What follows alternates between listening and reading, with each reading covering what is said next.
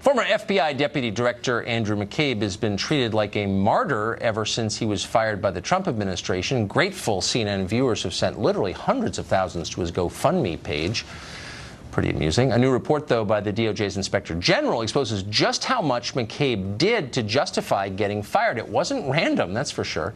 According to the report, McCabe lied to investigators at least 4 times, 3 of them under oath, trying to cover up his role in leaking information to the Wall Street Journal. The only purpose of those leaks, apparently, was to enhance McCabe's personal reputation at the expense of the agency for which he worked. Kimberly Strassel is on the Wall Street Journal editorial page board, and she joins us tonight.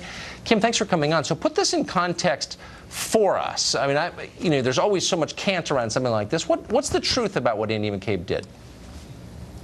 So the reason this report is important is because amid all of the confusion and pointing of fingers and everything that has to do with the FBI, this provides meticulous, inarguable details, making the case that Andy McCabe engaged in an unauthorized disclosure to the press and then lied about it, and as you said, 3 times under oath, and therefore really explains why he was appropriately fired. And I think what also matters about this report is that it establishes the IG as a nonpartisan guy who is only interested in getting the facts out there. You cannot argue with this report, and that matters because this is just a piece of what's coming, a small piece of his broader investigation into the handling of the Clinton investigation, which is going to be coming out in May.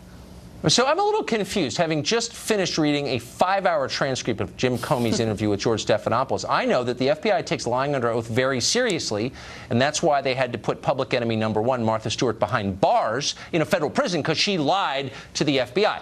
When do we see the charges against Andy McCabe for lying under oath 3 times?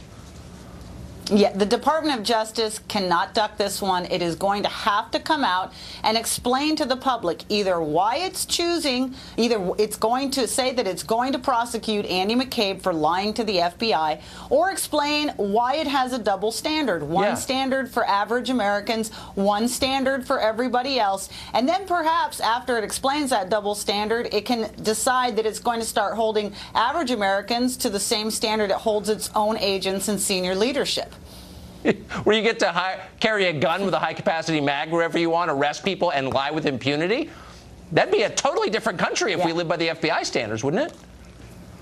Yeah, no, and this is not the first time that this has happened. There's long been questions at the FBI when other people have been found to be cavalier with the truth.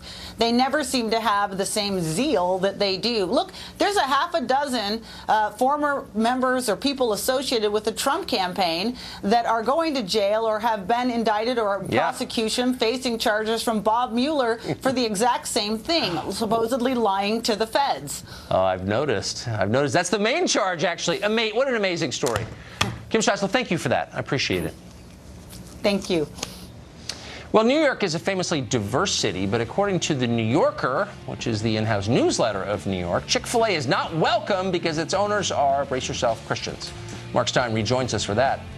Plus, Sean Hannity responds to the news about his relationship with attorney Michael Cohen. We'll be right back.